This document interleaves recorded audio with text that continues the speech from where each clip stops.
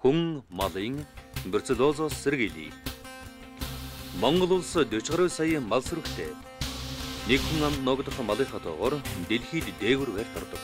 Монголчууд эртдээр үеэс 5 хошуу мал сүргээ өсгөж 5 амьд эрдэнэ хэмээн хайрлан хамгаалж ирсэн.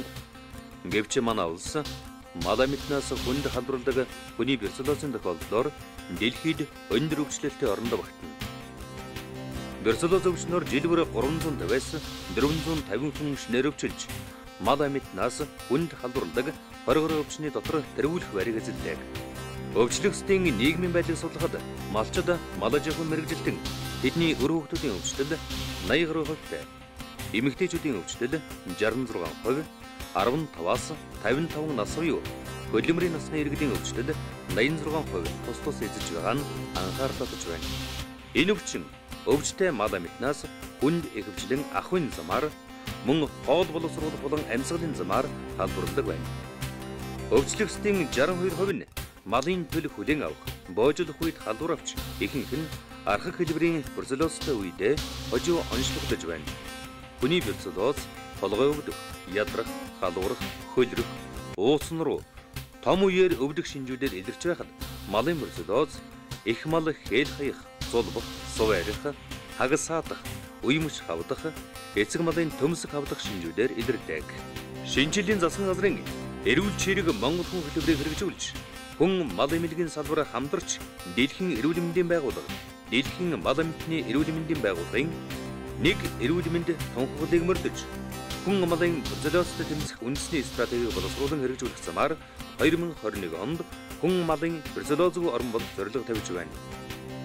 Бруцеллозоос сэргийлэх үндсэн арга болсон бруцеллозын эсрэг өргөн даргалаажуулалтад мал сүргийг бүрэн хамруулах, эмчийн мэргэжилтнүүдийн энэ өвчний талаарх мэдлэг мэргэжлийг дээшлүүлэх, хүн амд бруцеллозоос сэргийлэх сургалт сурчлагааг өргөн зохиох, үзлэг шинжилгээнд хамруулах, оншийн баталгаа, эмчилгээний үр дүнг дээшлүүлэх, сумын төвшөнд суурь шинжилгээ хийх, бруцеллозтой өвчтөн эмчлэх шаардлагатай эм онцлогоор хангах. Үндэсний төвшөнд хүн малын бруцеллозын үүсгчийн хэв шинж биохөвчлийг тодорхойлох зэрэг үйл ажиллагааг явуул. Хүн малын бруцеллозоос хэрхэн сэргийлэх вэ?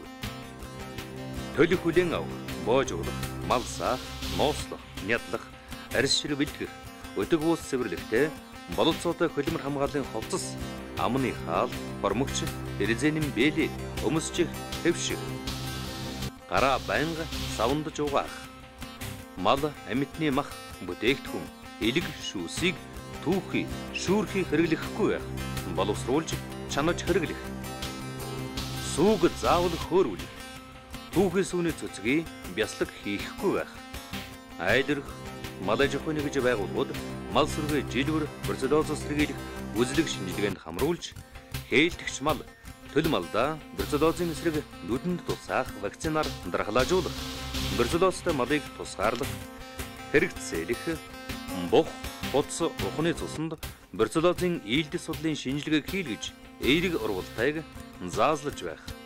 Малчин өрх бүр ариутхан халдваргүй жүүлэх бодисын зохион нөөцтэй байх. Малын хаг зулцыг булах, устгахтаа дэг ашиглах. Мал хээл хайсан өвчлсөн тохиолдолд хөдөлмөр хамгааллын хувцас ба гараан 1.5-аас 1% халарвайны усандаар халдваргүй жүүлэх. Өвлжээ хаваржанаас нүүхтэй бууцаа овоолж нягтруулах аргаар халдваргүй жүүлж байх. Малчин бүр бруцеллозоос сэргийлэх арга зүйг эзэмшиж эрүүл мэндийн үзлэгт жилбэр орохыг тус тус зөвлөн сэрэмжлүүлж байна.